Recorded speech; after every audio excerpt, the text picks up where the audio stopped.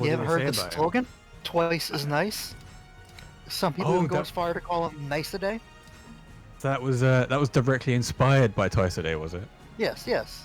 Damn. Actually have a proper celebrity in the NA scene right now. Oh yeah, the spotlight's definitely been on him for a while.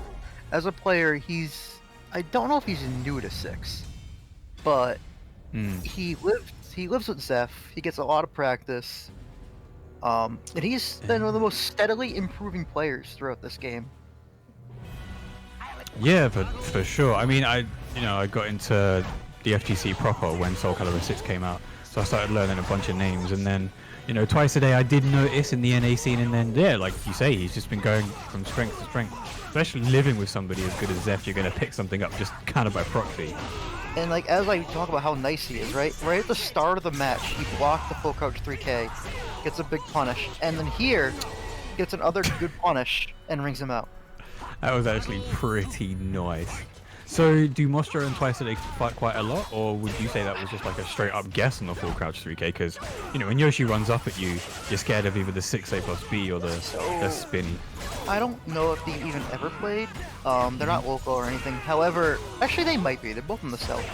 But Mostro is Florida. Yeah, Florida or Texas. I mean, that's not unreasonable to assume. It's all the South, right? Yeah, I mean they're all in the southern part of the country.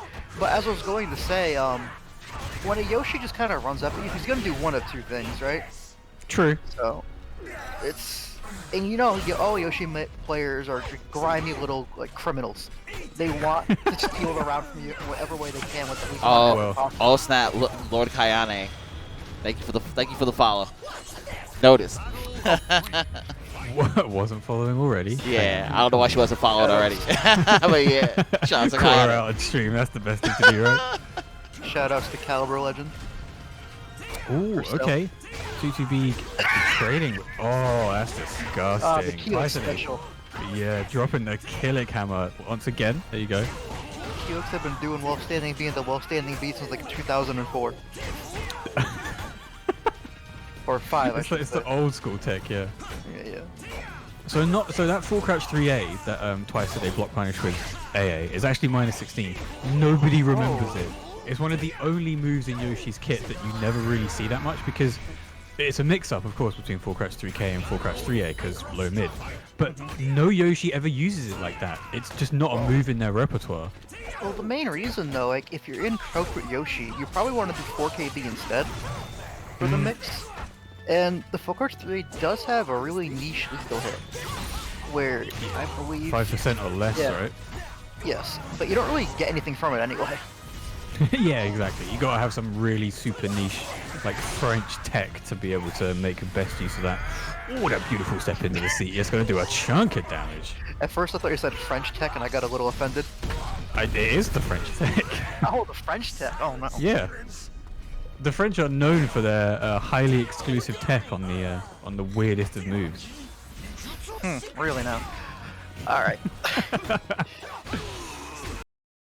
Well-standing B. If we were to take a shot for every well-standing B TwiceADay threw out, we might already be dead, and that's just the first game. Yeah, I would never want to take that bet. I mean, just generally, Kilik's love to throw that move out. It's one of the best in his kit. It's got that back sway, it's got that pushback, it can guard crush. I think it is minus, but that pushback just doesn't really matter. Something disgusting about well-standing, no punish. The thing about well-standing B is it's really amazing in this game, right? It got nerfed in every single game it was in. And they were just like, look, Kilik's had enough. Yeah. He needs and a good war. This disgusting. Almost. Quite enough. Tries to go for the 8. Oh, it doesn't quite hit. Confirm the 4A into the Brave Edge extension. Probably could have got more damage, but again, Wall Rising B. Let's go TwiceADay. Oh no, he could have gone for the ring out with the. That's okay. He still gets the kill. Saves a bit of bar, but could have got the ring out with 4A Brave Edge. What's interesting about Yoshi players is you always see, is it 6-6 A plus B G or A plus B2 with the low? 6-6 A plus B2, yeah. You never see anyone block that in the round, and every Yoshi just goes for it every time. It's one of the only moves that I can think of that is actually a bait from a vertical into another vertical. Like nobody expects it because you got moves like C plus B from Mitsu. He's got a really terrible cancel from it. Oh, beautiful kill. But Yoshi's, you never ever see that move aside from round end, like you're saying. So you sometimes expect them, at least, you know, after maybe 2 or 3 times having it done to them, that they'd get it blocked. But that was so cheeky, so very close. 3Bs for days. We're not going to be able to get any counter from that. Goes for the K option, gets it blocked, but he tries to actually press a button while Kilik is mashing A.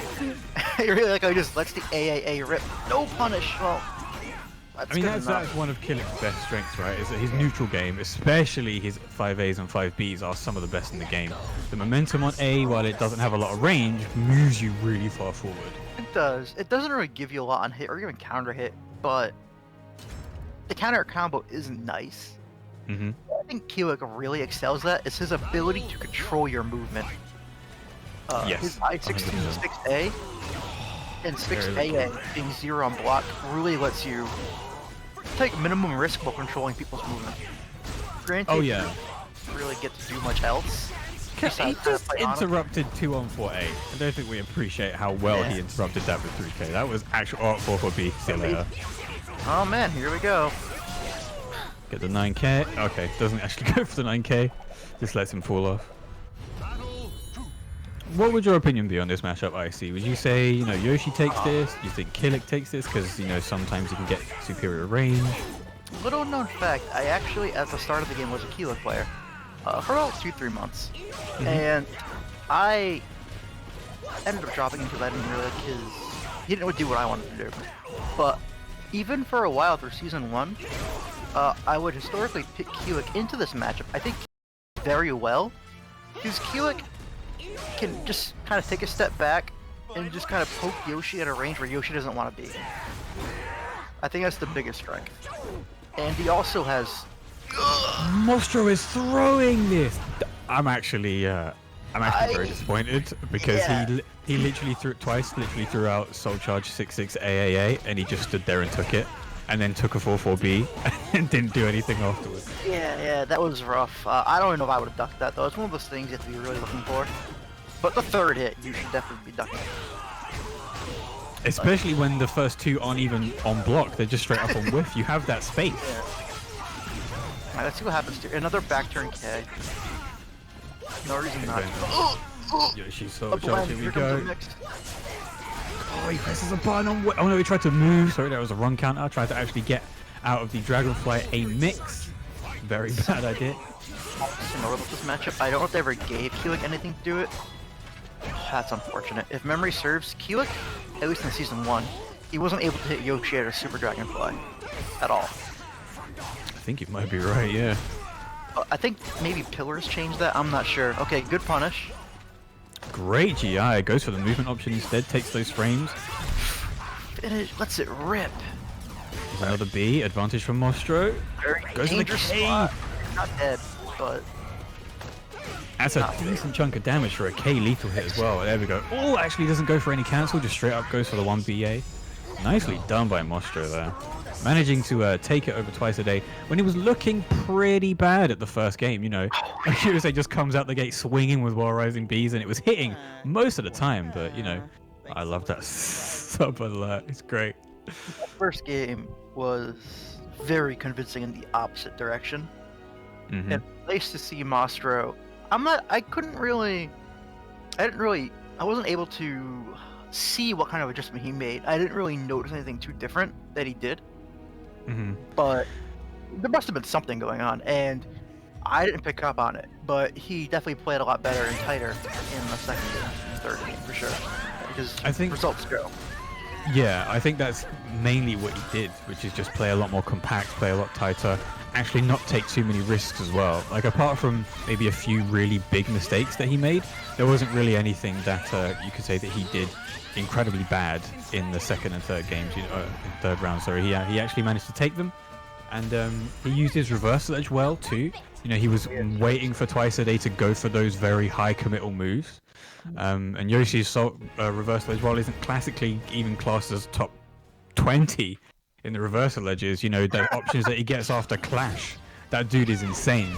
So, you know, very good job by Mostro. Unfortunate for TwiceADay.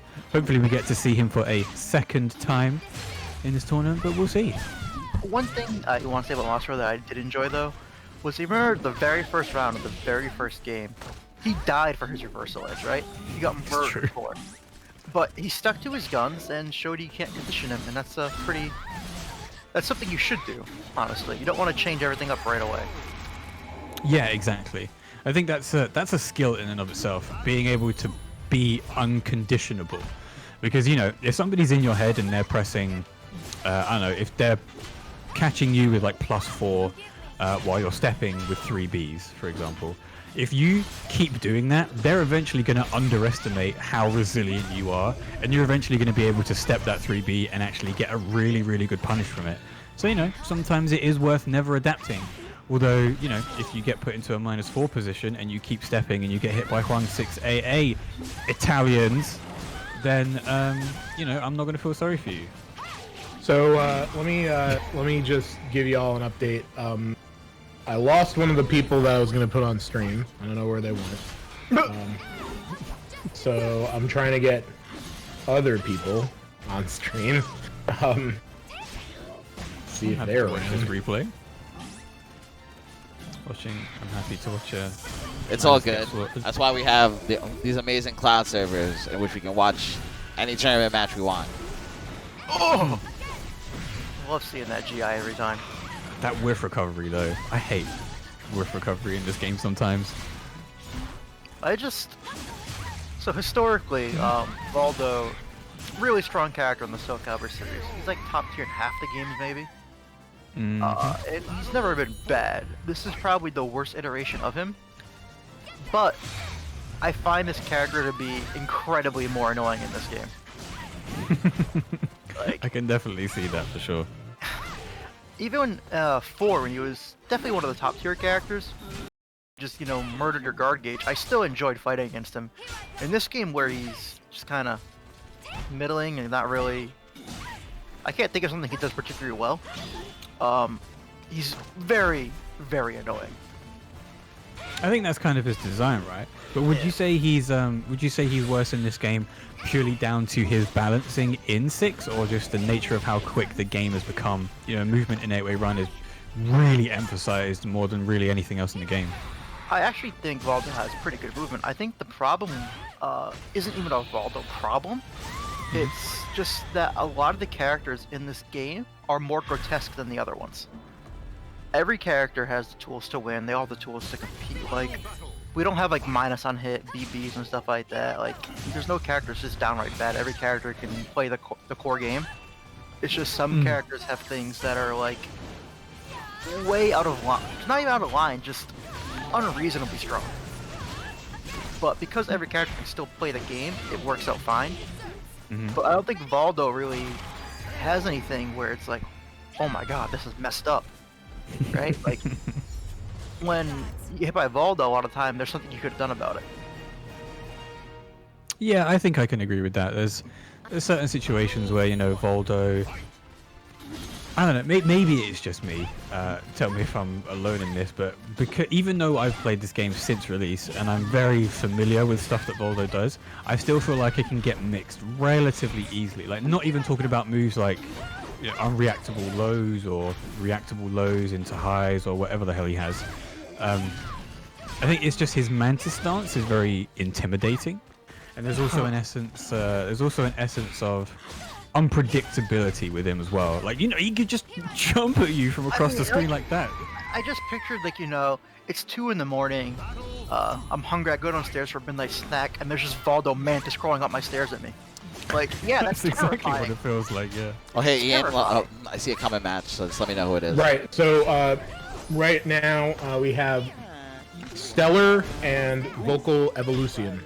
Okay, cool. Stellar and Vocal Evolution. And thank you to Graffiti Souls, you know, for subscribing to the page. Always appreciate the support you give this channel and Soul Calibur every week. Hey, nice. $101.70. Very nice. Oh, sorry. Don't forget. Oh, sorry. Who'd you say that was again? Sorry, Ian. I like. This is Stellar on the left. I got it. Yeah. Thank you. Okay. I see the social bracket. Yeah, carry on, Danner. You're good. We got coupon code save NLBC 186. That had a free 50 cents to that donation prize pool, and we got the biggest amount of sponsor quests I think I've ever seen outside of like a major online tournament. I mean, So I we work got for them Maturito, Twitch of course. quests. Of course, I mean, I make sure that they have all the Keep it sponsor on down- quests. Keep it on download, of course. But yeah, some of those sponsor quests, the reason why you don't see so many over where you are is that they're region locked, and like Maturino's mostly U.S. based. We do have some sponsor quests outside the U.S., but typically in the U.S. we have more. Trying to get more EU sponsors, though, of course. Well, yeah. Calibur is popular in EU, but it's never going to be, or could be as popular one day as NA. But NA kind of blazes that trail at the moment. It has the most active players. It's got the bigger tournaments. It's always got the bigger prize pools. We trying. We're trying out here. I mean, everybody's trying. Like even though you consider it big, it's still a pretty small community even over here. Everybody knows everybody. If True. if like certain few people weren't in place to keep it going, it's like it wouldn't be big anymore. Well, that's what I'm saying. Yeah. I think there's support from a lot of individuals when they put their time and effort into these things. Most of the time, 99% of the time, for free. It really just shows that the community is passionate about this game, and we want to keep it going regardless of whether we get anything from above. Yeah, And, absolutely. it's always good to see these things. I mean, NLBC made that clear when the Soul Calibur people kept showing up every single week. Yeah, exactly. Definitely. The Calibur community historically has always kind of been in its own little bubble in the FGC. Yeah, which is but fine. they've always also been incredibly self-sufficient. And there's been TOs like Big E that have always gave us majors and stuff, but Calibur games there's never been a time where Calibur's been actually dead. Every single game was played and had tournaments even until the end of the game's life, and the next one came out. Absolutely. And thank you to IV Win for the raid. Much appreciated. Which I was saying, it just kind of goes to show how loving this community is of their game and their fellow man. Yeah, you gotta respect it. That's awesome. I think there definitely can be a tendency from I guess I don't want to use the word, but outsiders, but basically non-Calibur players, non-main Calibur players, or viewers that seem like, they've always got these tournaments on, and sometimes they're region locked, sometimes they're very specifically catered to a specific audience. But that's just because Calibur is its own beast. Like, you could never really bundle Bamco games into one. Tekken and Calibur are so different that you really have to have these tournaments where you showcase games like these. And I mean, as a cheeky little segue, sorry if I'm interrupting. Alright. We got that We Play thing coming up soon. We're all super hyped for that. It's making people go crazy on Twitter. And I absolutely cannot wait to see who they picked for to represent the game. I'm not a Soul Calibur player, but I've heard some things. So let's just wait to see who they pick. Oh, okay. I'm intrigued. The streets definitely, the Soul Calibur streets, they definitely be getting to me, even though I don't play this game. Somehow. But you're here supporting, so that's somehow what matters. people be hitting me up. I guess you're primordial being in the FGC. He's like one of the what are the first gods called in like Dark Souls or Bloodborne? Can't remember. One of those people. So you are. Also stream. So like Ian said, the next match is Stellar versus Evolucien, but they're setting up their buttons. As soon as I see that they're ready, I'm gonna switch, which is gonna be right now actually. Yeah, there was some like controller issues that I hopefully helped them work through. Oh yeah, So Ian, I also made sure to pause the instances so you're not using bandwidth on the other off streams. What a homie. So Stellar and Evolucien are two players that I haven't seen them play too much, but I know a bit about them outside of the game. I think I've known Stellar since SC4 days. We used to play online. Cool guy, strong nightmare. Interested to see him play Haohmaru, PSO buddy of mine. Evolucien, it also feels like I've known him forever. That's because I've heard his voice so many times in voice acting, because he's, a big voice actor in anime and video games, stuff like that. So it also feels like I've known him forever. And both these players have actually improved quite a lot during COVID. So it's also gonna be interesting how this kind of plays out as well. Okay. Because it's weird that I've never seen Stellar not play Nightmare. And Evolucien, he does main Kilik, but he's been playing a lot of Amy lately. So I actually didn't expect to see either of these characters played right here. I think, you know, when you get into the environment that we're in at the moment, I'm just going to stop talking. That 9K was disgusting. It was, okay, there we go. Okay, good. Wall Rising. Okay, 668, not a move that you see a lot from Haohmaru. It is unsafe and has a very long startup, but you know, if you're able to catch people doing stuff like Raw Monument, it's going to be really, really good for you. And GG's to Stella taking that first round pretty convincingly too. Not much yet to do there. I like how both these players, unfortunate drop punish, both these players are playing very, honestly, slow and respectfully, which is a big contrast to our last match. Yes, for sure. Well, you know, you've got Yoshi versus Kilik, where both of them, they do pretty well in close range, especially Yoshi. Kind of wants to go a bit wild. But, you know, Haohmaru doesn't do that well in close range. I-14A, I-16B. I'll try to jump over that with 9B. You still got your little footsies dangling there. He doesn't want to give up that Oki at all. That's a good break, though. Stella needed that, but he gets clipped by the 4-4A. That's tech. Though something to point out about Haohmaru, he does have I-12s. He does, that's true. They're just not really intuitive to press. Yeah, 6-6K is the weirdest button to press. That was a good step, gets a good combo, good Oki, and that just whiffs. Okay, goes for heavy slash instead, doesn't try and go for better Oki with the DP, but, you know, working towards them lethal hits, always good if you can make use of them. Doesn't get the block punish, that's -14, gotta make sure you got those Kilik block punishes on point. It's a very dangerous move for Kilik to throw out. And as a Kilik player in general, his block punishment's incredibly good. One of the better I-14s. His I-12 punishment's kind of middling, but his 16 and 18 and plus are all super good. Oh yes, 100% agreed. Doesn't finish the string this time. Oh, doesn't commit to the 50-50 though. He actually could have finished that. Ooh. Watch your toes. You're open. We've all died so many times to that. I mean, I just get PTSD, you know.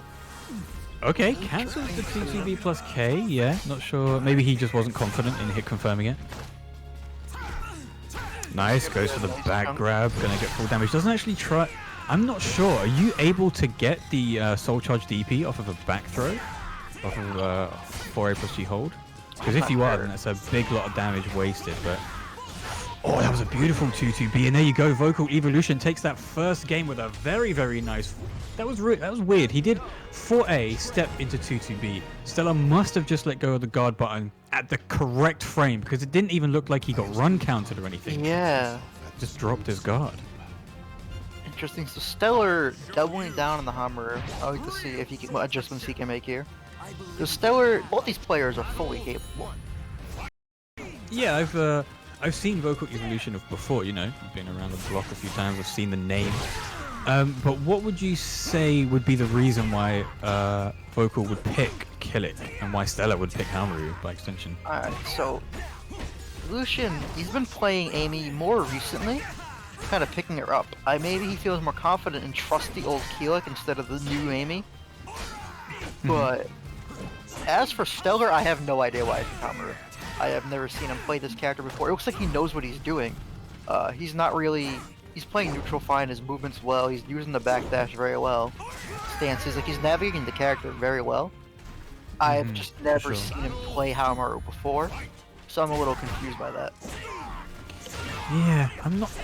I mean, maybe he feels that Nightmare has a really bad matchup, or, you know, he could literally just be wanting to try Haohmaru out in tournament.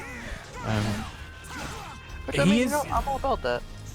Yeah, exactly. You know, you're not going to win every tournament. I think it's a very good idea to at least use any experience that you can get as, if not an opportunity for competition, as just training in as much of it is accurate an environment as we're going to get at the moment in terms of competition. So, you know, this is even if he is just going for training mode right now in a live environment, it's a really good idea. That's a nice 6B, one of Haohmaru's best moves.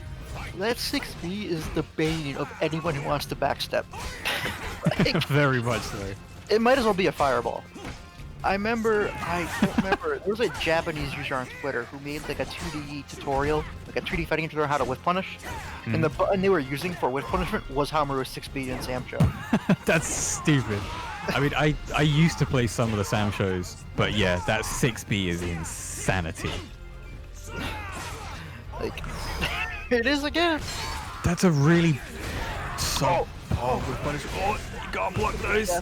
You can't be scared of the Kilik soul charge. You have to just take it. Oh, but 6-6B on Oki. I would definitely be scared. I just hold G. That's how I answer that. Well, yeah, same. Hold G and press 4. If you have the space to press 4. I think this environment, this stage in particular, generally you'd kind of think serves a sword user well. But because Haohmaru is such a big boy, even though he's got such a great backstep, I think this might actually favor Kilik. Oh, this is scrappy as hell. These stops. Well, Kilik has, like, again, you can't really, it's hard to run from Kilik because of 6A. And Haohmaru wants to run, and this stage, on one of the accesses, there's not a lot of places to move, right? When you're facing towards the walls. Oh, he gets it. He actually got the lethal hit. I've seen that lethal hit maybe twice since it came out. I didn't even know it existed. I've never seen that. And Stellar goes up to tie up the set. What is that lethal condition, though?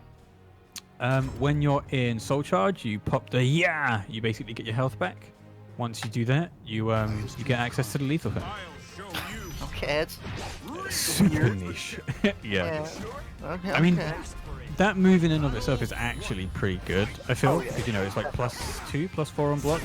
It's it's got really good range. It can also guard crush, I believe. Relatively slow for what it is, but you know, Linear it's actually as well. a decent move in general. Yeah, very linear. I think it's one of the only moves that doesn't retrack on block. So you know, you have to really commit to it. But you know, if you get it on block or you get it on hit, it's nice. Speaking of commitment, how many headbutts did Stellar just go for there? Oh, there's another There's one. another one. Oh, that's an okay punish. 6-6B doesn't go into Monument though, but he gets caught pressing buttons into 2-2B. I enjoyed how he just, held block for a good 4 seconds and just threw out a launcher and hit him. Oh, it's I-18? Why did I think it was I-20 for some reason? I don't know. Oh, 2-2Bs on 2-2Bs, let's go. Okay, so you kind of know how we were doing small caliber before IC? This is turned into like a backyard brawl. It's so scrappy. I love it. I mean, that's my native habitat, natural habitat. Yeah, Vocal not actually ducking these WFBAs, which is very, very bad for gaining. No, he used 4A as an actual backstep. What a god. Stellar's better than confirmed. Get out of here. Oh, yes, I'm done. He clapped it for B. What is going on? Okay. This is nuts. I love it. Oh, tries to go for that new Kilik move. No, these bad whiff punishes are costing Vocal a lot of damage. Something I'm noticing here is Lucian is just kind of holding guard and letting Stellar take multiple turns he doesn't deserve. Good GI. I was about to say, you need to be GI in these tornadoes. Yeah, 100%. Good soul charge. Wants to get out of that 50-50. Hits him with the pillars. Nice, good break. Actually, he tries to that was very risky. Contesting Kilik in close range in soul charge? You mad lad? But that was the perfect option. 4-4A has got a really early and long-lasting tech crouch. So if you think a Kilik's going to go for anything, especially AAA to get more of that Oki, then you've made a really good decision there, and congrats to Stellar. That was disgusting. That was a really good adjustment to come back, but a decision is risky or disrespectful if it makes me laugh when I see it. Hey guys, I was doing other stuff while that ended. Who won? Stellar. 2-1 Stellar Stellar. won? 2-1? Okay. You got it. We had another game where the Kilik player played very dominant in the first game, and it seemed like the opponent kind of smothered them and the Kilik player sort of fell apart. And this happened in both matches with both Kilik players, which is a little interesting to point out. And again, I don't think Kilik he doesn't have amazing counter fishing tools to get you off of him. Mm-hmm. So it's just, I don't know what to really do about that as Kilik, but it's something to point out. I mean, the contrasting between we doing some of that cheeky Maturino shout. Oh yeah. So hold that thought for just a second while we raise some funds to try to keep this event solid. Let's do it. All right. Anyway, guys, thank you guys so much for your support today. We're currently at $104.20, but we can always use some more. You can use the exclamation point Matrino in the chat. Use the promo code SAVE NLBC186. You'll donate 50 cents to the prize pool free. Of course, check out the marketplace if you want some items, or check out the special sponsor quest from GovX. 30 cents for a retweet and 30 cents for a survey. Thank you, Slytiger, for the $10 donation to the event. Always appreciated. And thank you for entering every week, as always. Yes, anyway, GovX, make sure to check out the retweet and the survey. Survey is easy money in the bank. It's like a minute of your time for a survey. It donates to the event. We have Twitter quests. Make sure you right-click for all that extra sponsor money. YouTube quests, that's like 20 cents for subbing to some YouTube channels. Twitch quests, you can just follow channels on Twitch just to donate to the event. As well as click quests. You know, there's tons of free ways for you guys to donate to this event. Thank you to the top 5 donors, Zahir Brown, Charles, Slytiger, Zicky Pixter. We appreciate anybody that takes any time to use any of the promo codes or sponsor quests. And this is happening kind of quick, so let me know who we have. Yeah, up next sorry. time. This is Xephukai versus DOMO. Thank you. Okay, so Domo is a player. I've heard the name a few times. I believe he's very new to the competitive scene. I know next to nothing about him. Whereas Xephukai, I know he's about. Give me a cheeky Xephukai fact. Cheeky Xephukai fact. Yeah. So we all know how Zeph is probably one of the most confident people we've ever interacted with in both of our lives, right?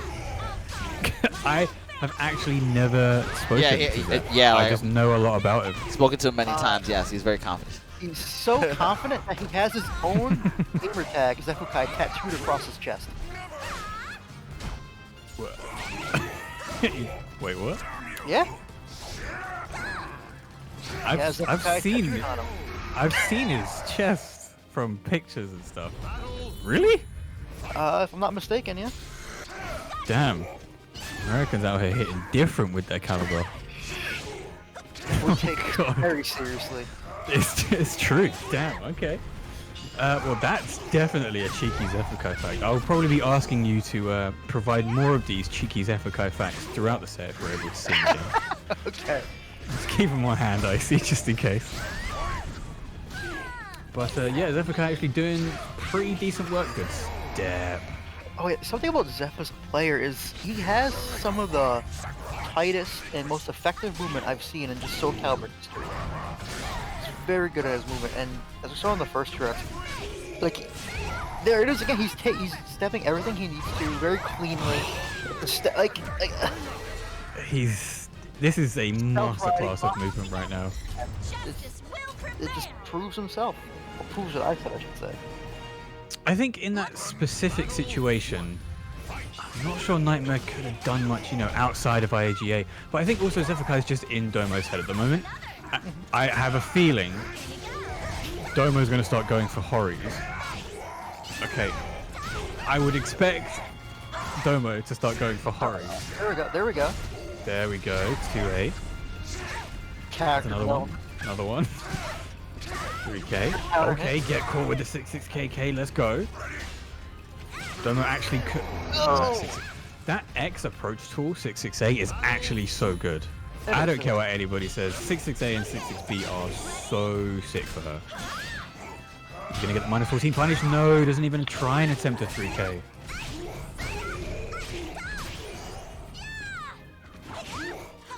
Okay, maybe Zeph is one of the only people who would ever do that, because that's super disrespectful.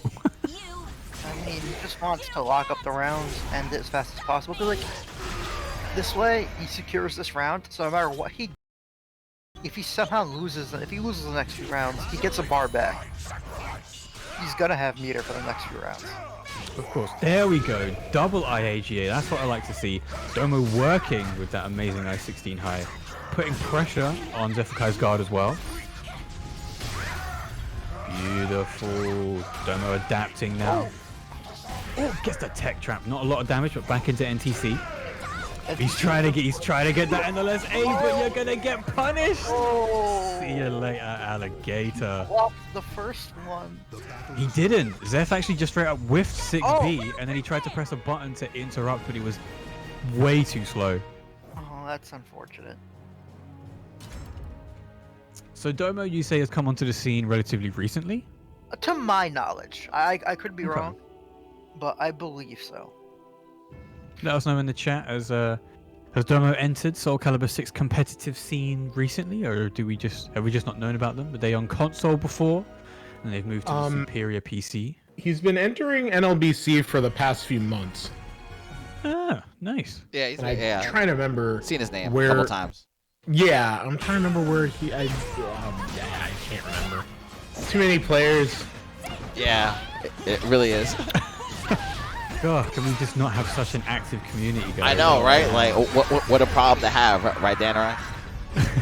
Too many setups. Just stop signing up to these bloody tournaments. Too many setups. Too many stream stations. Too many players. Stop. Right? You know, if we just had like 12 players, I could know everything about them, and this would never be a problem.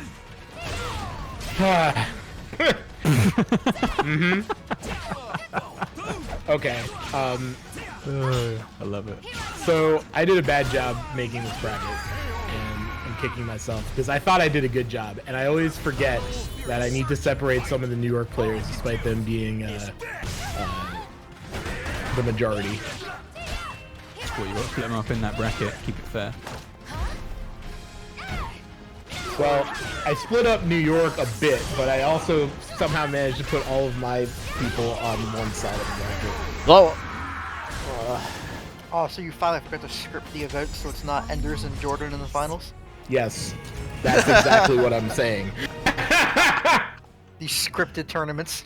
I've been calling out for this for so long. yeah, Team DEUS Gaming it's like almost like the Yankees of Soul Calibur. Freaking Saban Vince McMahon. I know. It's too Saban Damn, in the chat, even too. I get that. Even I get that joke. That's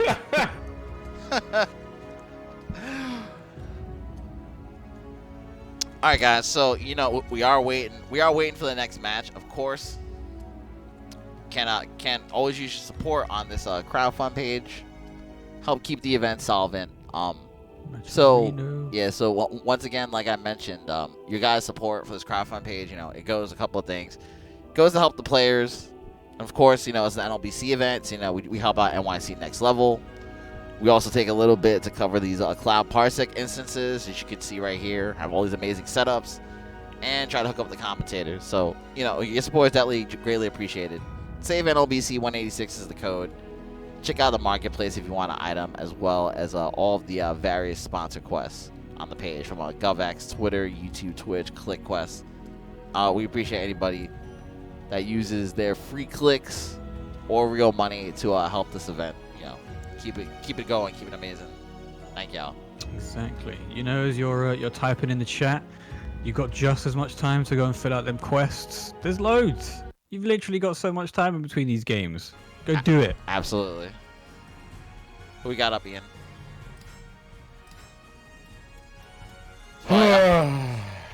This is gonna be. Check this is gonna be Yoki versus Incendiate. Oh. Ooh, I'm excited to see this. I'm gonna go all out now. Yoki is on P1.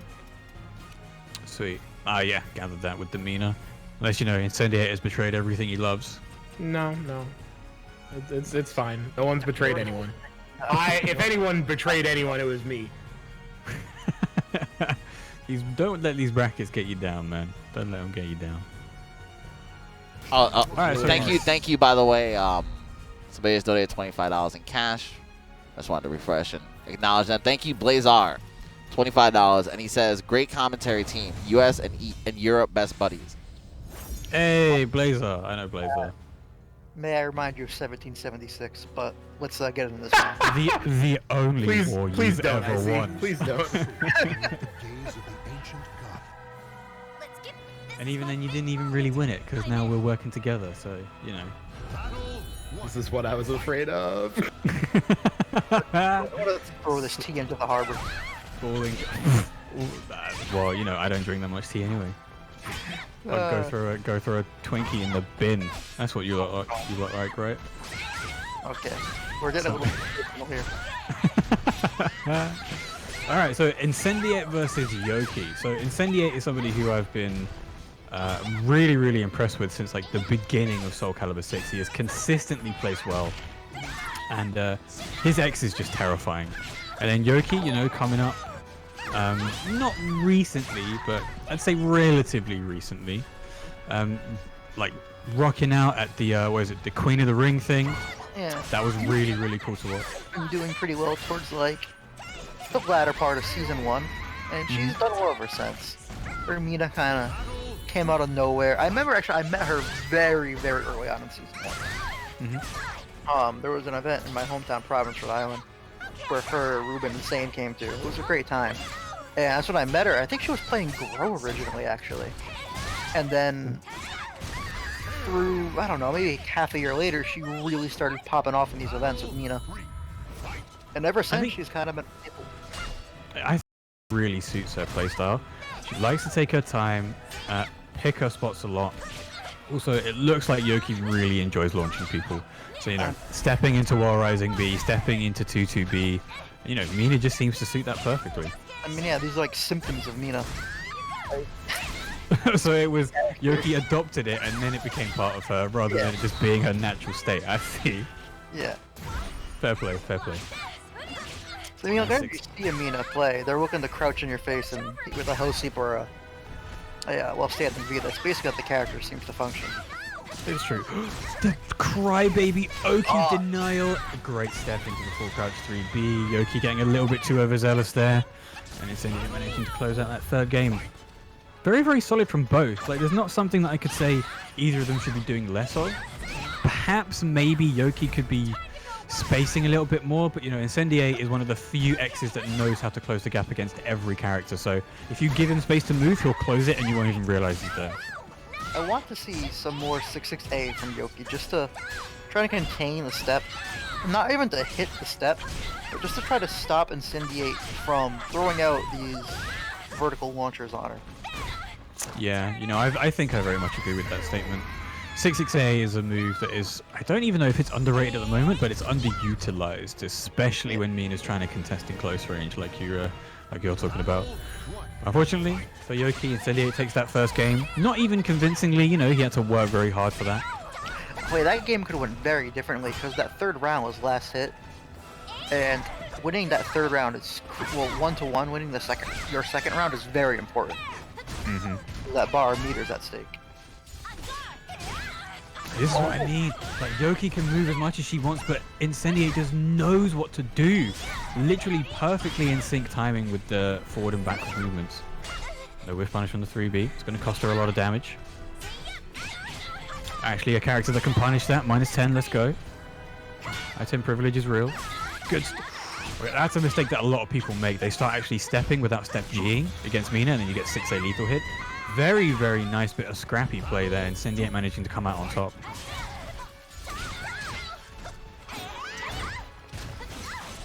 Here comes the Yoki setup. Did he just get denied bar? I'm not sure what just happened there.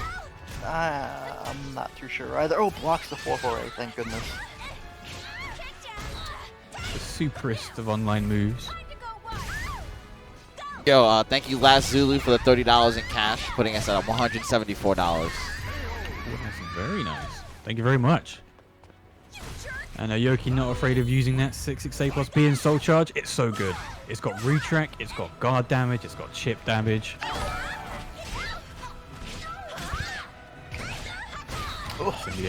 Incendiate's in mix-up town right now. Yeah, it just looks like she got stuffed into a blender and hasn't got out of the first past like 20 seconds. Well, that's... Commits to the full string. He had the read there and capitalized properly. I think there's definitely one thing that separates incredible players from players who want to become incredible, and it's the risks that they take in reversal. Because if you press an attack button, you are not guaranteed anything, but you can mitigate a lot of stuff. Like if you press G, for example, I guess technically not an attack button, but you know what I mean, a face button. You can mitigate most things. If you press A, you can clash with A. If you press a movement button like we saw Incendiate do there, it's incredibly risky because you could just get smacked into oblivion. But what isn't risky is blocking a -16 move into an I-12 CE. Into 350-50 Oki, which he doesn't take, just runs straight up to Oki. Oki? Runs straight up to Yoki. No And, complaints here. I see what you tried to do there, and I'm not happy. It was completely unintentional, I promise you. Ugh. Alright, but that was a pretty convincing second game from Incendiate. And what I wanted to touch on is, you know, you went into this big elaborate thing about taking risk. And I was just going to say, I was going to simplify and just say kind of bravery. I see a lot of these up and coming or like high level, even high level players where they're just afraid to do something that seems dumb on paper or just take a big risk. And taking a big risk, a lot of the time, it isn't important. It doesn't matter necessarily if you're right or wrong. You just need to show your opponent that you're crazy. You need to show them that you can do something wild and ridiculous. Show. Like, What we got up here? Well, there you go. Yoki has decided to pick Voldo. Okay. So we're gonna have Manta versus Slytiger. Oh, okay. That now makes more sense for what I'm seeing on screen right now. Okay, so Sly. He's Okay, so I've had conversations with Sly about Talim before, and there's certain moves that I think we kind of agree on that give too much of a bigger reward. But what about you, IC? Regarding Talim, what are you kind of feeling about her right now? You think she's top 10 where a lot of people are putting her? You think she's actually a bit weaker, maybe a bit stronger? I don't think there's an argument. I think that she is objectively top 10 and or top, maybe even top 5, but objectively top 10 for sure. I don't think it's even debatable. She's just got so much love in these recent patches. And some of the things she has are the definition of fighting game privilege. Be like the wind. And even before, she was one of those characters who, yeah, she had some faults, but her strengths were like would just smother and suffocate you. She's the character who really excels in a first or two environment, and just can really abuse some mechanics within the game, as well as having these privileged buttons like her recently buffed 6K, the I-12 mid that the 70 damage on the wall slap. Yeah, it's insane. The fact that you even get like even a semi-launch off of a move like that is crazy. It's crazy. But you know, but also Slytiger has never really been anybody to what's the word I'm looking for? There's never really been anybody to slouch about. You know, he takes the game pretty seriously. He grinds Talim almost every day. If he's not streaming, he's in ranked. He's trying to get his tech firmly in place for when he's in tournaments. He definitely puts the time into the game and his character. And I don't think I've ever even seen him hover a different character either. Definitely a loyal. Yeah, for sure, for sure. So this stage in particular, who do you think favors this one? You know, Talim is tiny. She does have that incredible forward movement. But Voldo, the Volvo, he does stuff like that and is able to carry you pretty far. Yeah, both these characters actually. Well, Talim's ring out game isn't too incredible, but her reverse ring out game is great. Voldo has a set ring out game as well, but I would say it's Voldo favorite just because Talim loses her just unreasonably strong wall combos. On this That's stage, very there's true. no wall. That is true. There's definitely something to lose here. And here, Manta just gets a soul charge immediately in his face. But, okay. Holds the guard button. I've just realized that the names are. That's what John's like. Manta's in red guard gauge, but it's actually Slytiger in danger of getting his guard crushed. Yeah, I actually was about to say that. Talim was about to get a guard break, but then I realized the names were switched, and I was like, oh no. There we go. Wunderbar. It's very dangerous for Talim to be in that position against a character that can do a lot of damage. However, with that reversal edge cancel, even the tiniest bit of soul gauge that it uses, in my opinion, doesn't really solve the problem. But it doesn't really matter when you're going to get guard crushed from that. And see you later. 6XP, let's go.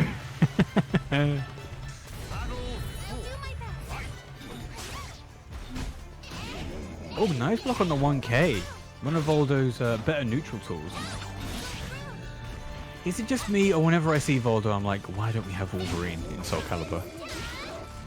No, I think it's just you. But why? It's Wolverine. I do not want to see Berserker Barrage one more time in my life. Yes, you do. You absolutely want to see Berserker Barrage in this 3D environment. Good patience with the lethal hit. Doesn't mash right into the CE. Tries to get the backsway, but there's a full string of that. Oh my god, Manta, you're insane. He's doing so many evasive things, but they're just not working out. Just stay hit by I-12 mid. Mm-hmm. Just a cheeky 6K to the groin. That was nice. Okay, Manta's getting all of these great reads. But Slytiger's just denying him follow-ups. Left, right, and center. Walk around 2-2K. Very, very nice. Manta's definitely getting a lot of just Voldo-y shenanigans. And I don't blame anybody for getting hit by Voldo shenanigans because this matchup is just so unintuitive. It feels it. Oh, goes with the fork. Yeah, he drops down reverse ring out combo. Oh no. Oh, hey, you know what? Talim has Berserker Barrage. There you go. She does. Win Soul A plus B. That was such... Okay, pro tip, if you're not aware, which I'm sure most of you are, if you're by the ring edge and Talim's back is to the edge, just wait for 4B. Or, you know, get out of there. Because if you're going to get counter hit by 4B, you're going to say goodnight, Maria. And it's not a fun way to go out. You have to watch out for 9B too, though. That's the problem. Also that's got way more travel, and I think it's what, plus on block? So... Plus 2, yeah. It's a cheeky move, for sure. Great Wind Charmer. Okay, Manta trying to use those evasive properties of Voldo, but the recovery on them just a bit too long. And Slytiger is able to take full advantage of those frames. Oh, Slytiger just chased Manta down like he was a hunter killer drone or like a predator missile in Call of Duty. I mean, by horror movie standards, it should be the complete other way around, right? The creepy nightmarish monstrosity chases the girl. Oh no, it's these custom air control combos got him hurt there, but he's just gonna. He doesn't even need to take those risks, and he just Volvos straight into his legs. Honest. Okay, yeah. It looks like Sly tried to step neutral step, which actually got him caught. If he'd have maybe just kept on stepping, he would have been able to avoid it, but hindsight 2020 and all. Okay. That was an interesting interaction. I gotta point out, with the... Oh, go on. Manta's backdashes are really getting him paid here. Mm-hmm. Oh, that whiffed on hit? Okay. Okay, Manta, he's just trying to take every piece of frame advantage he has. That was a great step. Slytiger getting a little bit too overzealous there. Wake up into 6-6B is a very bad idea, especially at the ranges that Voldo will be able to punish you for them. Ooh, okay. Manta being very patient. We're definitely seeing a lot of unfamiliarity with Voldo here. If I'm not mistaken, there's no reason that AA against Mantis. No. You know, he's perma tech crouch, so... Manta got the advantage, forcing Slytiger to use that bar. Okay, good approach. Oh, really that was kept so risky. Not going to be able to get a ring out here. That's some nice damage, though. How to slide there? Here we... Oh no! Oh! He wants this so bad. This tried the 6K. Did he just go under the 6K? I need to watch that again. He tried the 6K. I don't. He did. He actually went under the 6K. Did he? I don't know the frame data there, so. Maybe he either went under it or it was just the weirdest angle that made it look like he went under it. But Sly 6K'd, and then Manta thought, okay, I'll do it again. It did go under. That's really interesting. Okay, I had no idea. You learn something new every day. So, hold on. Okay, so this is where I have a question. Voldo's not in super tech crouch there, and Talim 6K is one of the middiest mids in the entire game.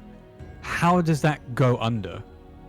It's all according to the will of Soul Calibur. Ah, yes. I forgot about the will of Soul Calibur. My apologies.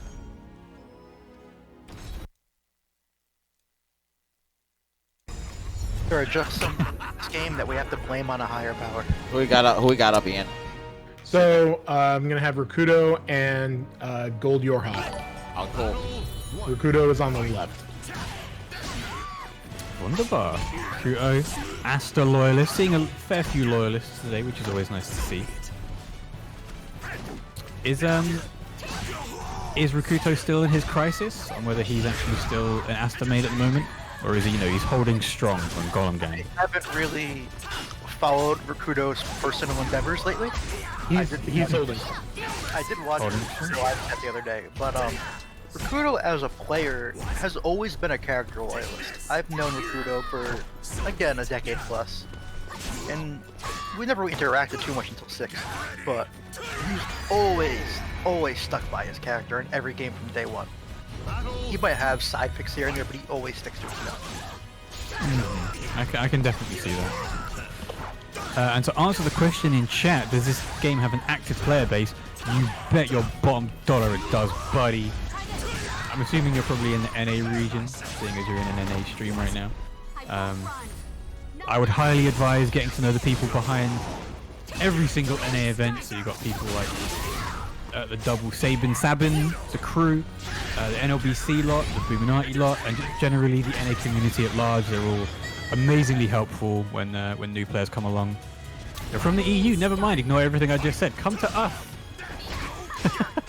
Come to us. East London Fighters. That's a good thing you're here, Dan, right? Come to us, let's go. I never thought. Shout to East London Fighters. SWA, yeah, let's go.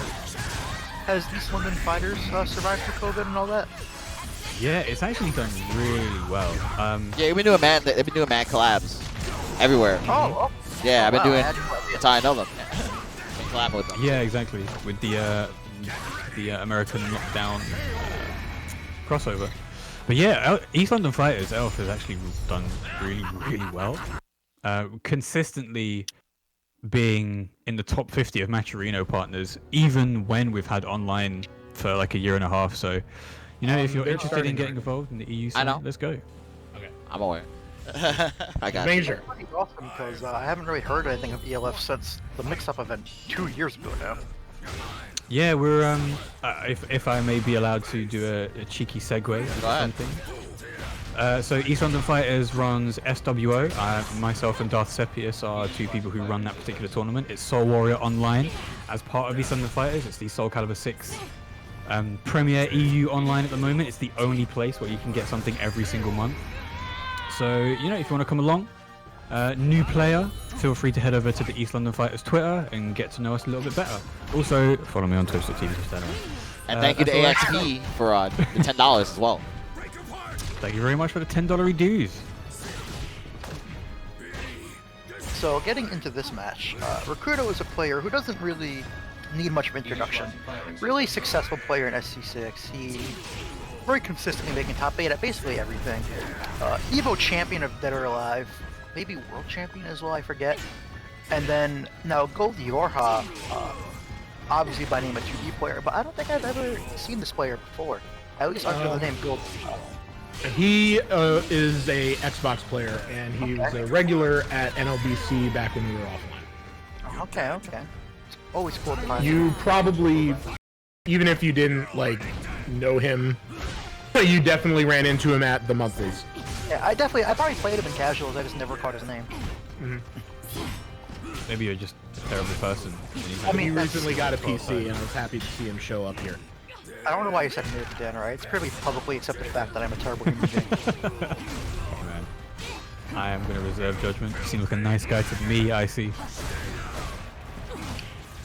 I need to go 6-6 AA an entire country again. Please no. Speaking of UK versus France Soul Calibur 6 European tournament on the 21st of March. Make sure you're there. All right.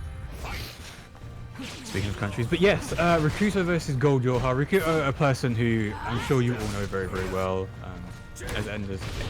as IC was saying. Wow. Very, very well known. I don't know. Us Americans just the same thing. Huh? Just got. I mean, you do pretty much. You're all basically British anyway.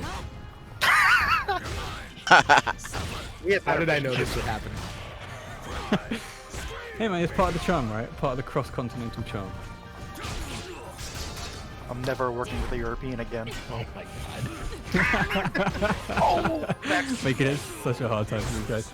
But yeah, Rikuto is somebody who I've also been following for a long time since the start of Soul Calibur 6. Somebody who I, personally look up to as a competitor who stayed strong on a character and has been able to take names across the scene. But not going to be able to avoid that shin kick from old Cheeky 2B there.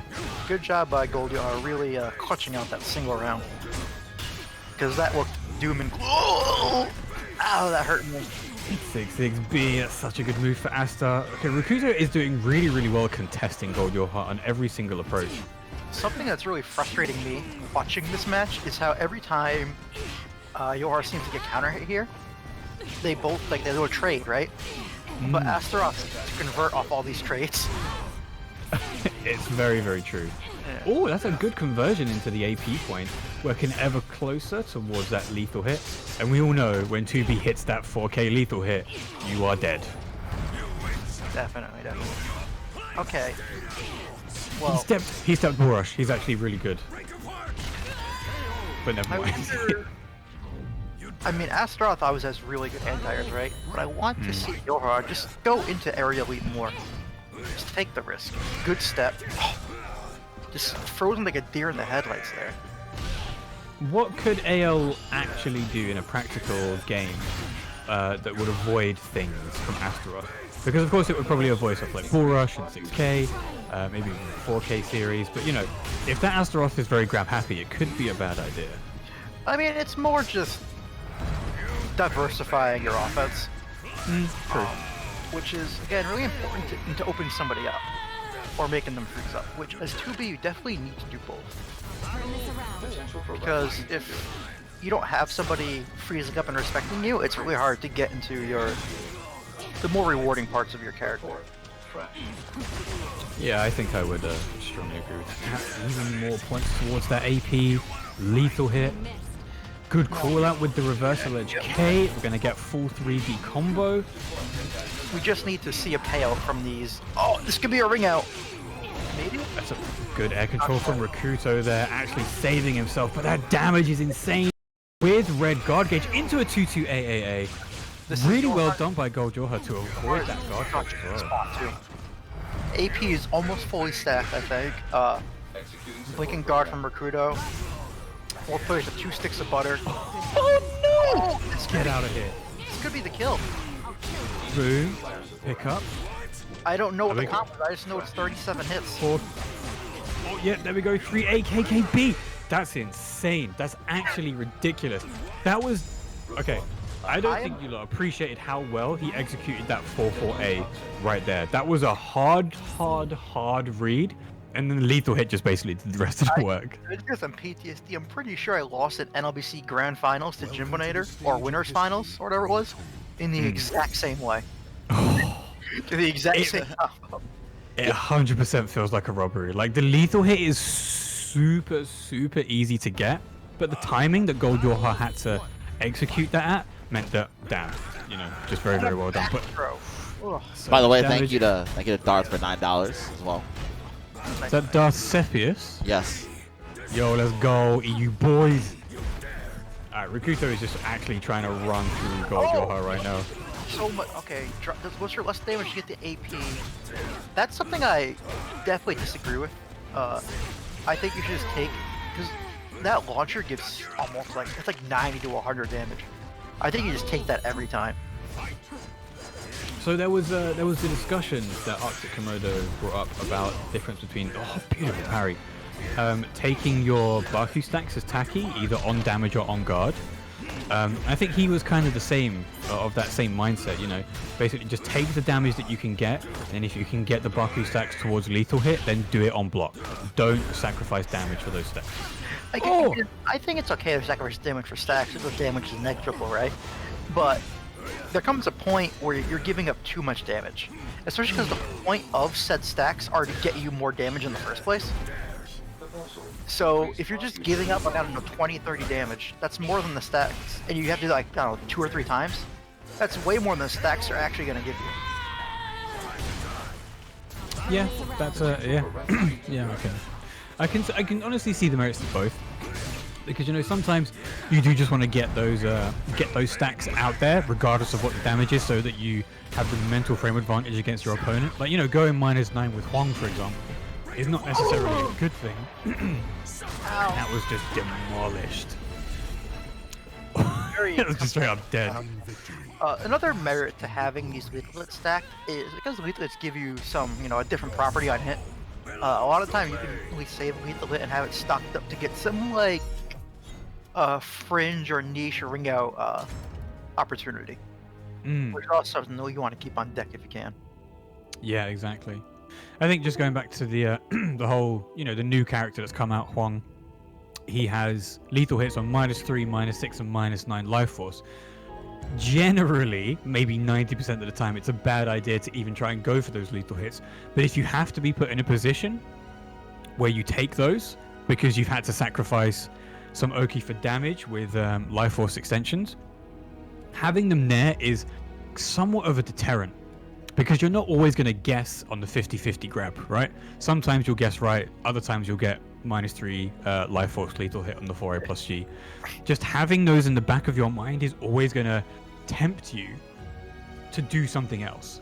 So if you get grabbed, you always want to maybe try and break back because you sacrifice less damage. But if they don't go for a back grab, they go for a front grab, you've just then tried to hard read something over and over again, and you've lost out on so much damage. So something I've learned about Huang is just don't put Huang in a situation. That's all I can really say, because this character has so many ways to get out of things. He does. I mean, I've been playing him a fair bit. Oh, never mind. I'm gonna shut up while we get the Mascherino shout out going. No, you can finish it. You can finish your thought, but yeah, you know, it doesn't be like right away. Like wrap it up.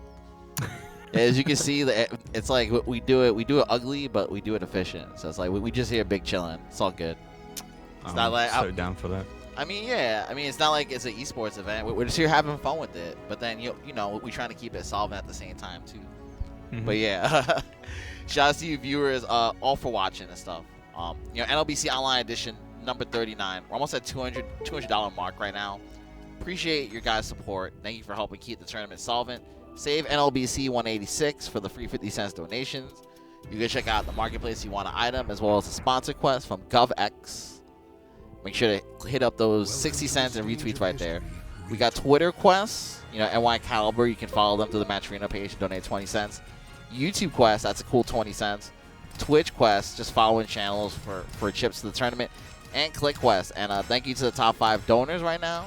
And we appreciate anybody that takes any time to use any of these promo codes or sponsor quests. It definitely helps the tournament. Also, I saw somebody shout out the Team DEUS store in the Teespring. Not on the Teespring, !DEUS. You'll get the Teespring link. If you want to help the homie Ian out, who stays blowing it up for Soul Calibur, you know, definitely consider buying some of his merch. It's all affordable prices. Speaking of which, who do we have up next, Ian? You know, I asked them to not start, but nobody listens to me. So this is Manta versus Incendiate. Manta, of course, is on the left. Good luck getting either of these players to listen to anything someone says. Well, like, it's kind of hard to virtually yell at them in the cloud compared to real life. It's really hard. I really have been considering what I need to do to wire some kind of, like, you know, visual notification on the screen, you know what I mean? 21 control who's wrestlers. But anyway, as we get into this, this is a matchup that I've heard a lot of complaints about from the Voldo side, right? I can see that. Mainly because of the I-10 crouch throw. That's such a big deal in this matchup. Yeah. I mean, excuse me. Also the fact that she just has an I-10. Which means that while she's not, you know, if you're -8, you're -8. You're not going to be able to be punished. But you are generally 2 frames quicker than the rest of the cast. So you are able to disrespect just that little bit more.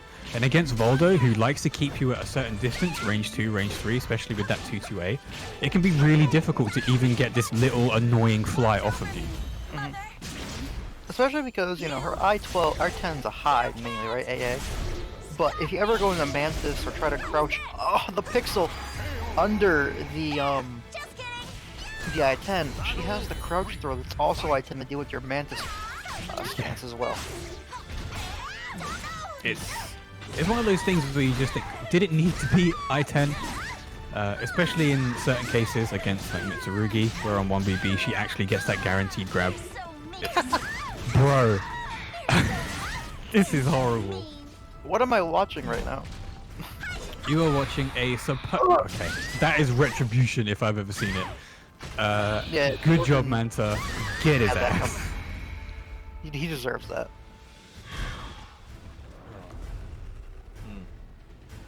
That's definitely called playing with your card. Although, who's the food in this situation? Because even though Incendiate's a round up, he did just get violated. Well, I mean, the food was Manta at that moment, right? True. The hunter becomes the hunted. Okay. Was that a trade into a 666B? That was a trade into a combo that only worked because it was a trade. Oh. Now, maybe the input could be the same for the follow-up in and outside of the trade. I don't really know. In and out of stats, I'm not sure. But, well, okay, Incendiate locks it up with the punish anyway. But I think that might have been unintentional for Manta, or intentional, I'm not sure. Either way, it was cool. I also don't know if it was a punish. I'm just going to assume it's -12, because Jordan chose to see either. Incendiate, I'm sorry. That's just the law of rule right now. Even if it isn't -12, if an X is able to CE it, it's -12. Yeah, we'll just go with it. But I think it is -14. I'm not really sure. Oh, -14. -12 plus. Just to encapsulate every move. Alright, Manta full out on attack now. Not giving Incendiate much room to breathe. I don't even think that actually... Oh, okay. Yeah, the... I'm trying to say something, and then he just does something crazier in the next 2 seconds. But unfortunately, he gets smacked in the head with 3AAB into the back grab.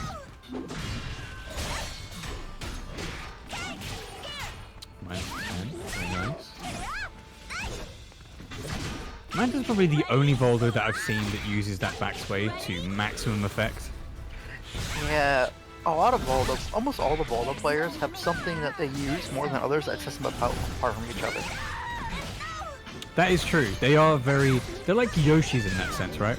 Like, they have these things that sets them apart from other Yoshis, but at the end of the day, you're still a Yoshi. Whereas Voldo, you know, he does have to work that little bit extra. That's not a sentence, but you know what I mean. He has to work harder than most people. For sure, for sure. Nice, good whiff punish. Manta finally getting a round on the board there, contesting Incendiate. Managing to actually even it up before losing 2 rounds now, which puts him in a better position than it was before.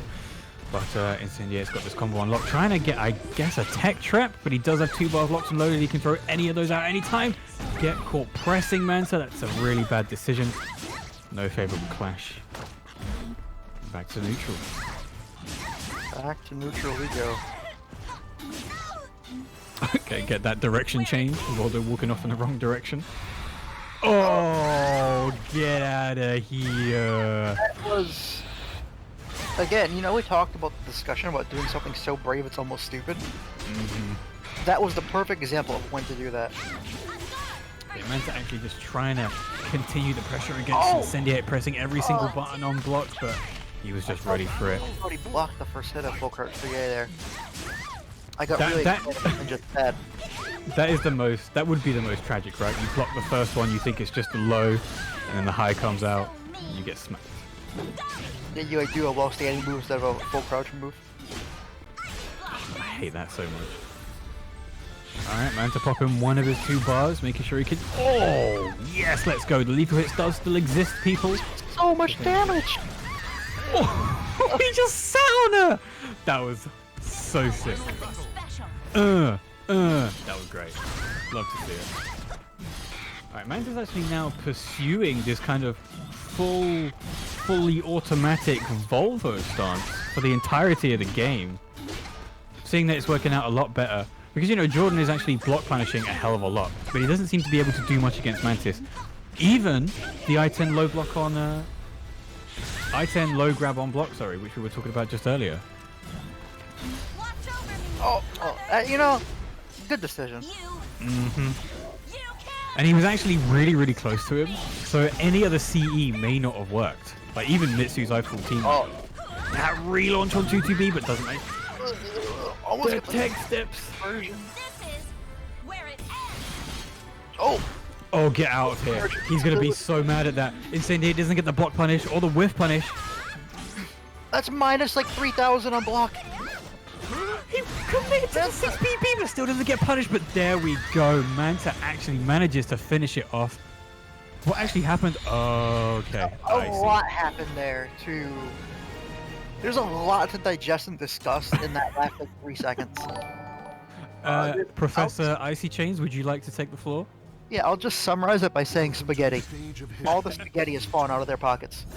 Straight up spaghetti. Alright, going on to a much different stage now. Way more linear, with only 1 ring outside. Most of it is going to be them walls. Guys, shout outs to Spooky for the raid. Huge raid. Welcome to everybody who was watching Spooky. Whoa, he was playing. I think he was playing retro. Thank you, Spooky. Shout out to Spooky, always the homie, supporting everyone he can. Okay, gets caught by the 6A plus P. First move is a horizontal because X. Oh, that's gonna be it. Yeah, Manta getting a little bit too impatient there with the blocks. Just didn't want to get caught in that blender anymore. I can understand that impulse, you know. If you do freaky, let's go.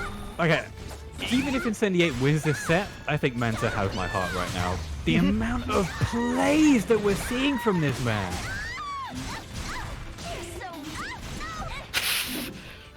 Immediately paid the price for that crybaby. Oh, God. yes. I think Manta was just waiting for any opportunity to hit that lethal. Oh, that's gonna hit. That might It's gonna kill. do. I'm not sure. She's only just in guts. It is on counter hit though. Yeah. Yeah, not I quite. think it would. Oh god. Oh no! Get out of here. Your 6K is worth nothing to the man who protects the money pit. So upset in the air.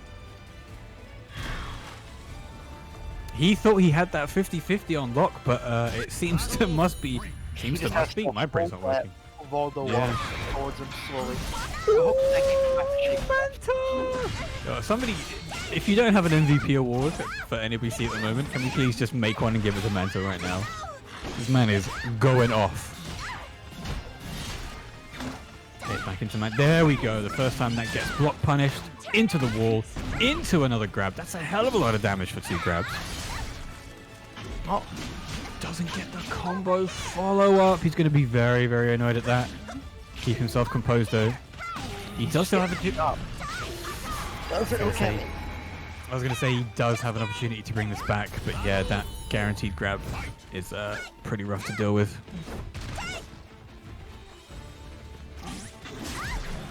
Damn right commentator's kissing this Voldo's ass. Have you seen him? Have you seen what's happening right now? I love Incendiate, but damn, let's go. There's one man with biased commentary here. Alright. Well, welcome to the other one. Well, that's awkward. I really like how, well, never mind, it's gonna hit. Okay, that's an actual good trade for Manta at the moment. Or getting caught with 2-2B. Nobody's feeling sympathy for you there. Oh. Okay. Okay, final round.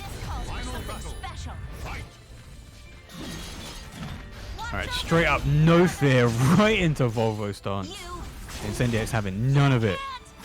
But Ayatollah CE exists for a reason. Although, to be fair, I think probably Siegfried's would have hit there. I really like to see Jordan use this last bar meter as a bit of like a deterrent.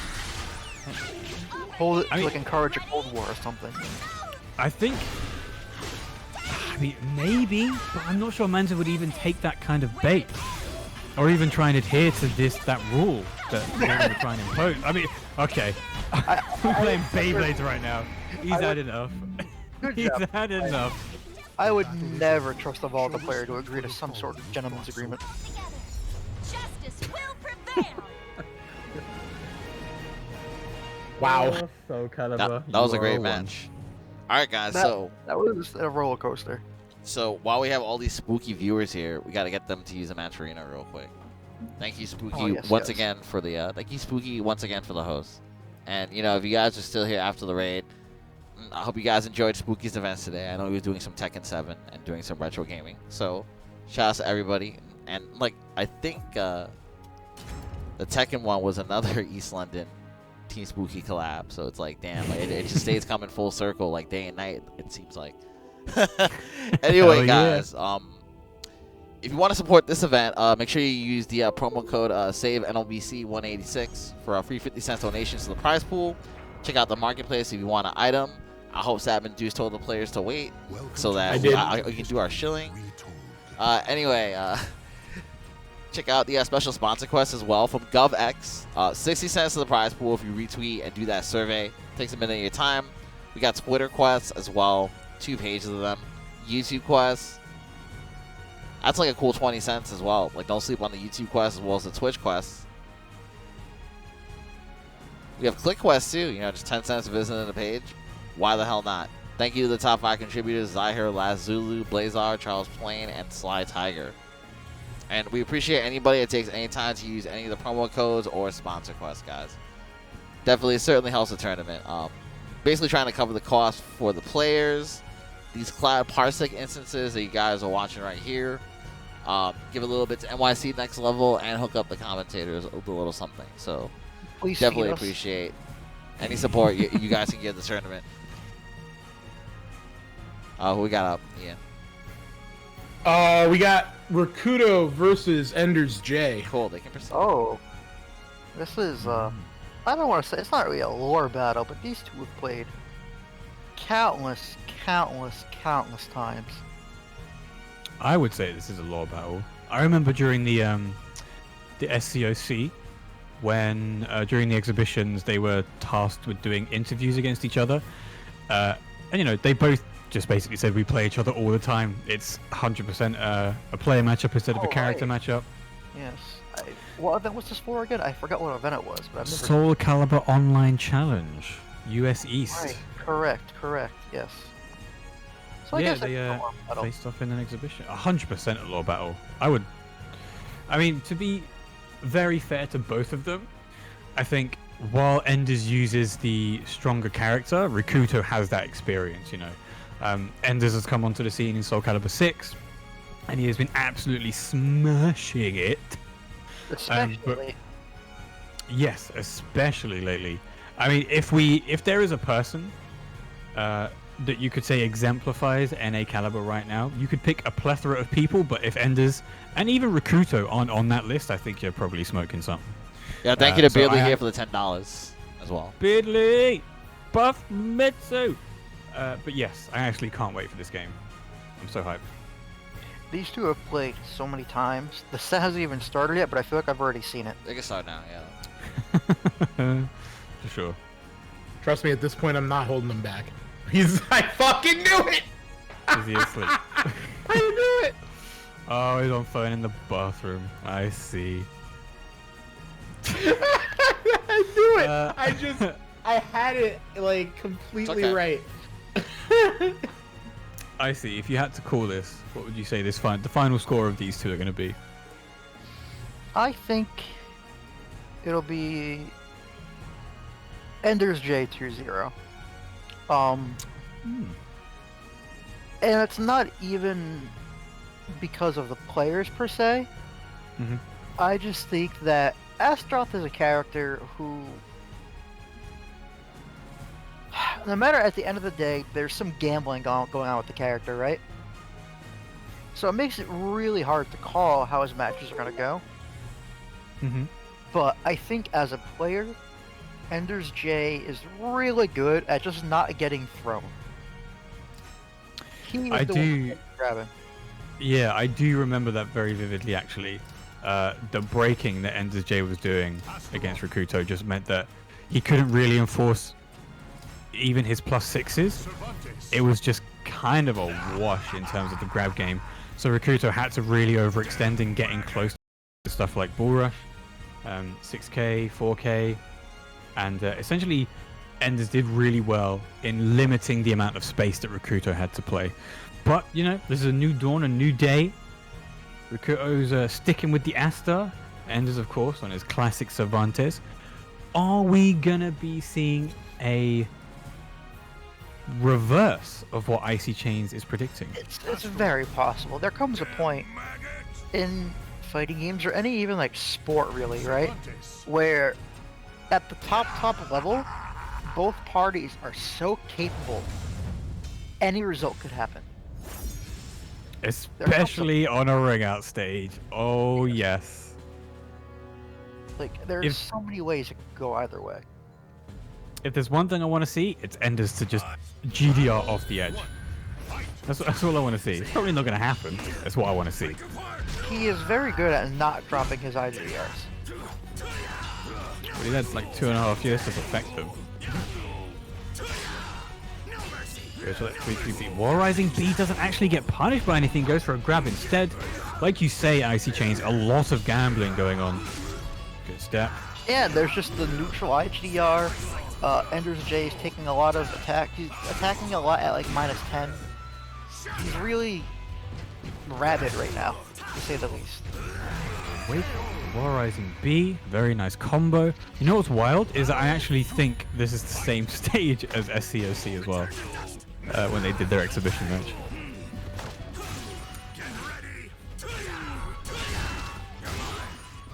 Good 6B, here we go, Rikuto's going to be chasing him down, but that's a beautiful IGDR, max range, not going to be able to get the reversal edge.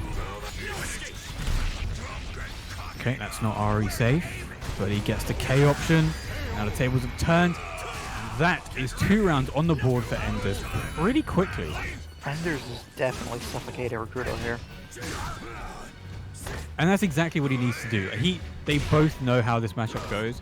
If Enders can just completely shut Rikuto down, there's not much that he can do. Like 6B seems to be his best friend at the moment. Like he's getting a lot of damage and a lot of mileage from it. But outside of that, you know, Enders is just running amok. 6Bs into 6Bs. Like the move is just so good. Well, I say so. It works for this matchup.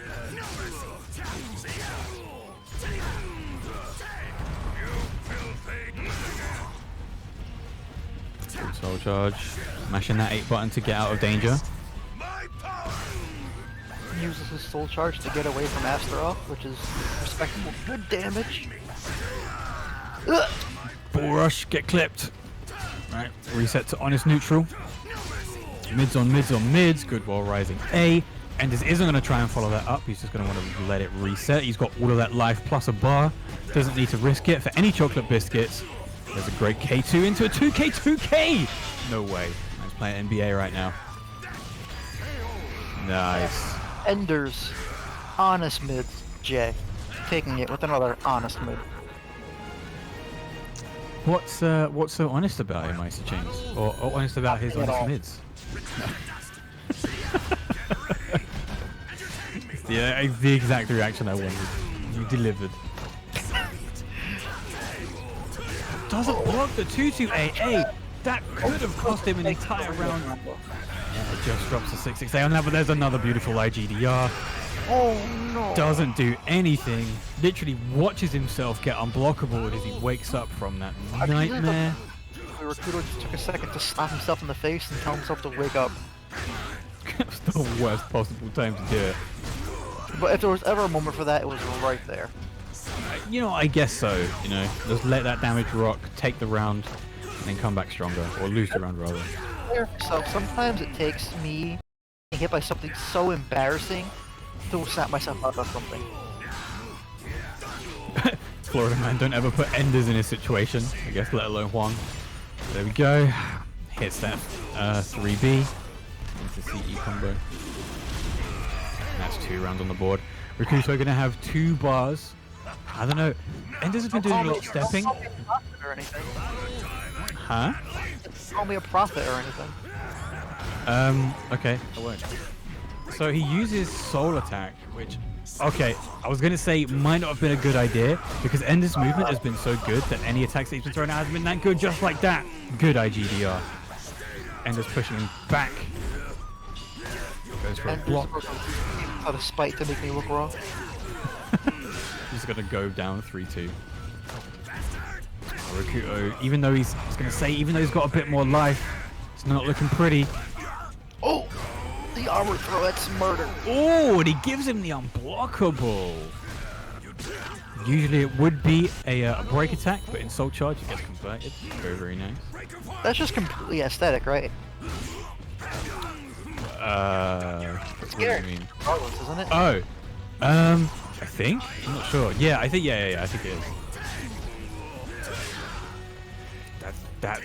That 3-3B hitbox is so good.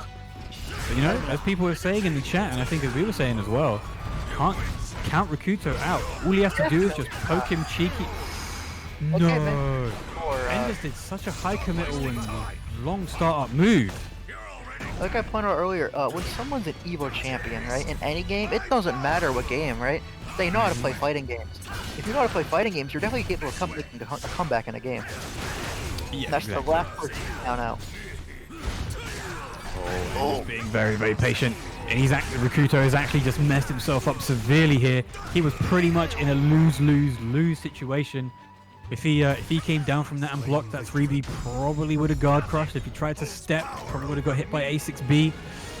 Yeah, that was all Enders right there. Enders was really patient with that guard gauge, kept it red for as long as possible, and put Rikuto in a situation where Rikuto had to either get broke or die. Well, he ended up dying, so... 2-0, might I add. 2 of them lovely games to the unfortunate amount of 0 on Rikuto's side, indeed. I told you so. So Yeah, it's true, you did. So what were you going to say? So I was just going to say, if you are in a situation where, you know the matchup against you is going to be played perfectly by your opponent, how do you try and shut that down? Because we saw Rikuto going for a lot of 6Bs, just trying to catch him, just trying to catch Enders pressing buttons, and of course going for the signature Astaroth grabs. But I think just generally as a player, how would you approach a matchup that you know is generally bad for your character, and that your opponent knows how to play well? So there's two schools of thought here. There is the more intelligible line of thinking, I would say, where it would be to just don't put yourself in those situations where you're infamously disadvantaged. Sorry, I can't speak. Or like, for example, if there's always a reason why X character wins X matchup, X character wins Y matchup. Let me interrupt your train of thought real quick. Next up is Xephukai versus Stellar. Awesome. So there's always these situations you could avoid putting yourself in said situation where the matchup really comes into play and just try to play a more generic, simpler game. Or you can do something I like to do and I'm very famous for, which is just being as unpredictable and wild as possible. Because if you do that, the matchup also doesn't necessarily matter too much, because you can just throw somebody off or do something that neither you're prepared for. Yeah, I can definitely see how, being able to become more of a wild card, even if you are playing a character that perhaps doesn't automatically fit that role, if you are able to get into that headspace of somebody who is just throwing stuff out, successfully, you may be able to convince your opponent that this matchup might actually not be in their favor. Now, getting into this match, these are two players I really like. You know, I obviously love Zeph. I love Stellar.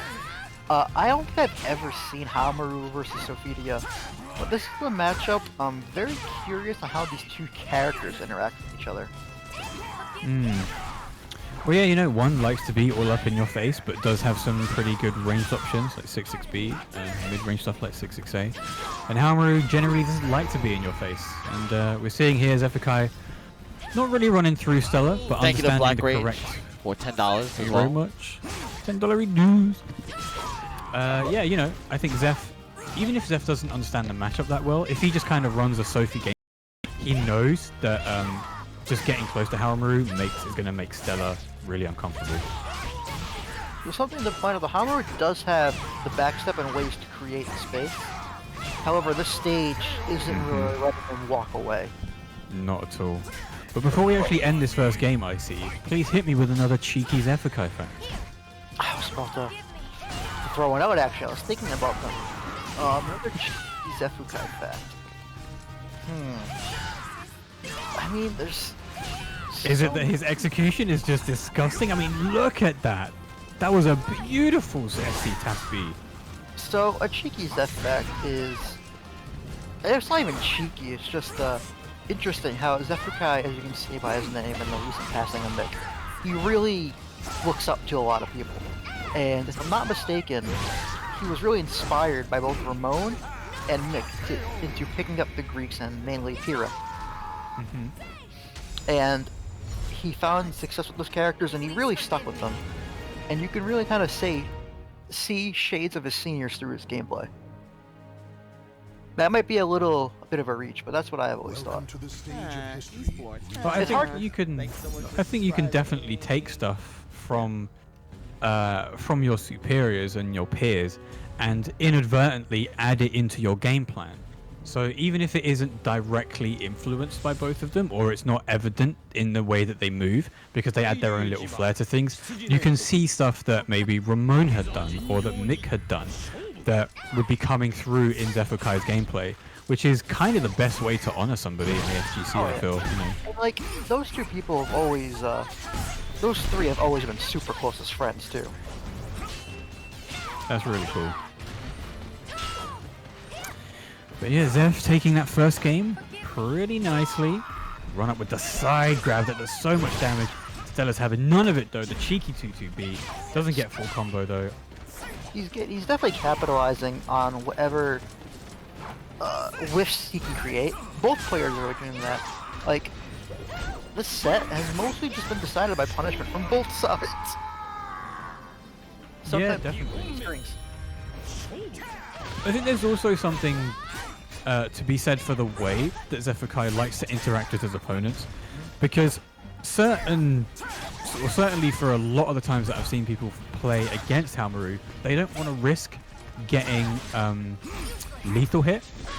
So when you do stuff like 4-4-A, which is the role for Haohmaru, he can actually do a break attack after it if it's on block or on hit. Xephukai actually doesn't really care.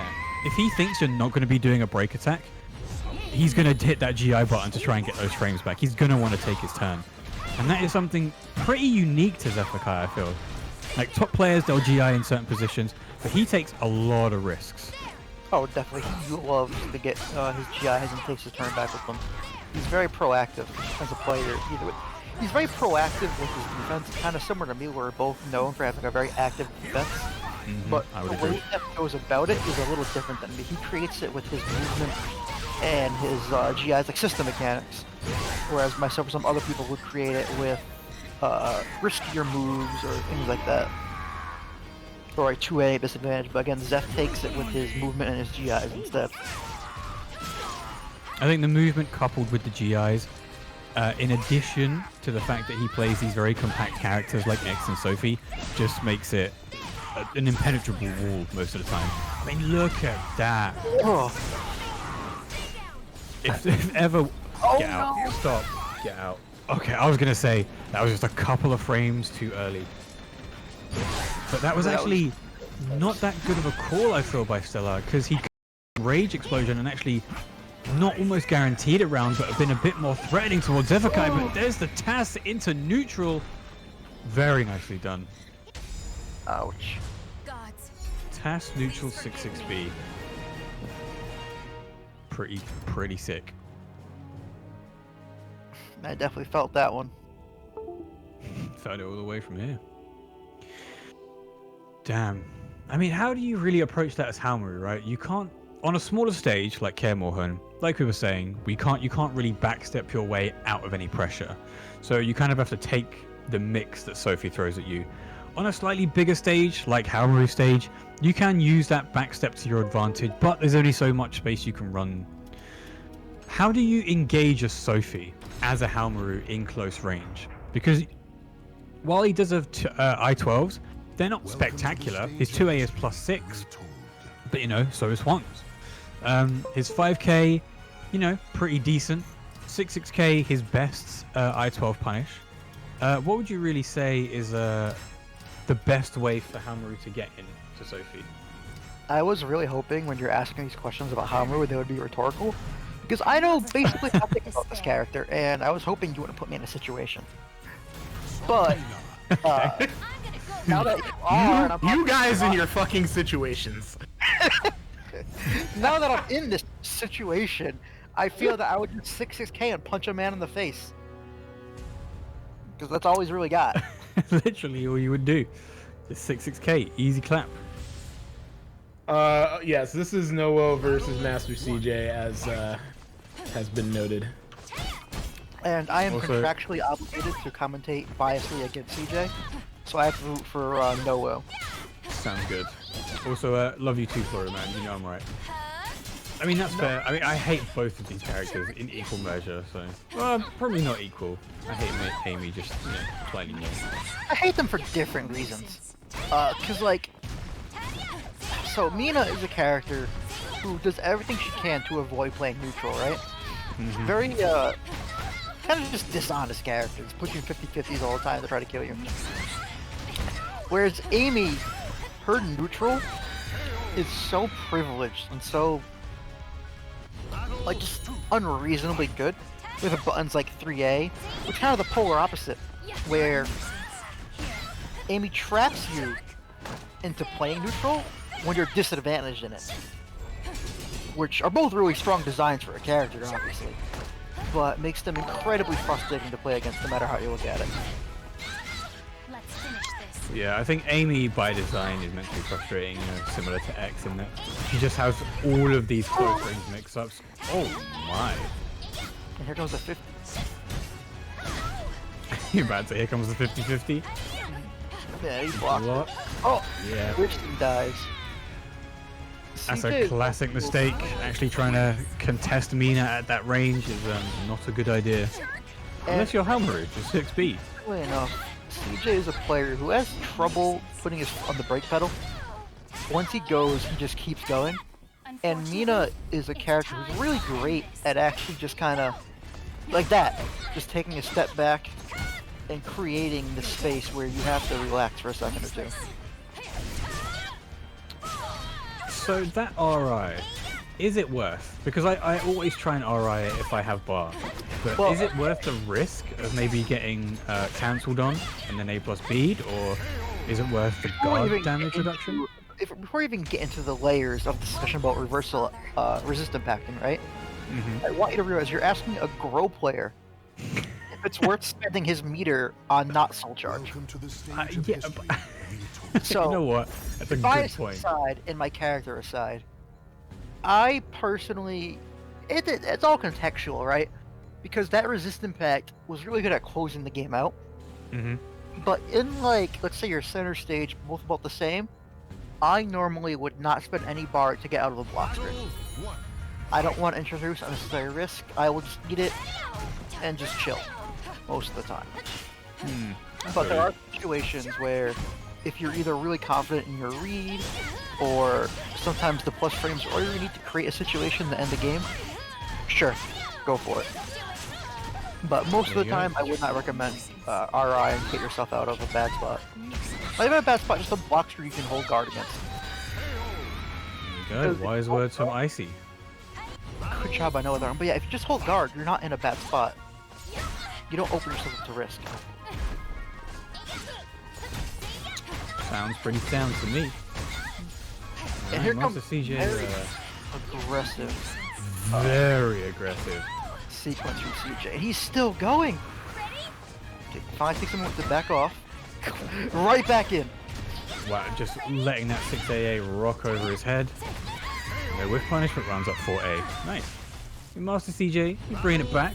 Do you think we'll be able to see a reverse game here? So MasterCJ takes this next one.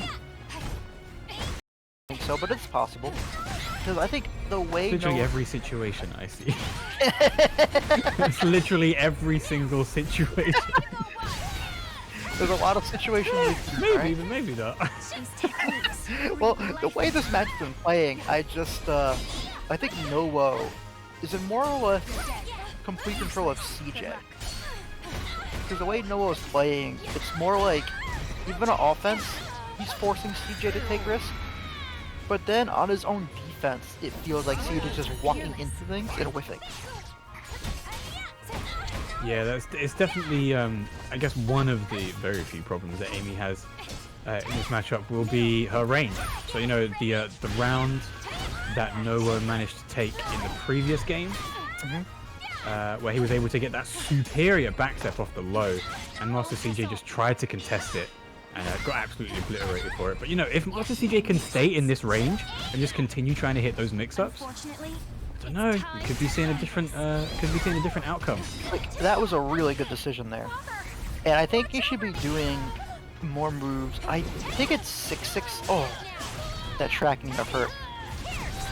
No. What a like, that was a cheeky American reset right there. 236B launch without string into 1B. That was rude. That's very, very rude. Something from CJ I wanted to see more of. I believe it was 6-6A, the really long range horizontal mid that's -12. Being -12 against Mina is perfectly okay. Like, yeah, you're gonna get standing K'd, and you know, you don't want to get standing K'd for free. But at the same time, the risk reward is, I think, still worth it because it lets you close that gap. And then with Mina's frames on the standing K, she still has to take some amount of risk in moving away from you. So, guess what? We're moving into top 8. Oh, if we are, can I have a second to catch up on this recording? Thank you. All right, so basically,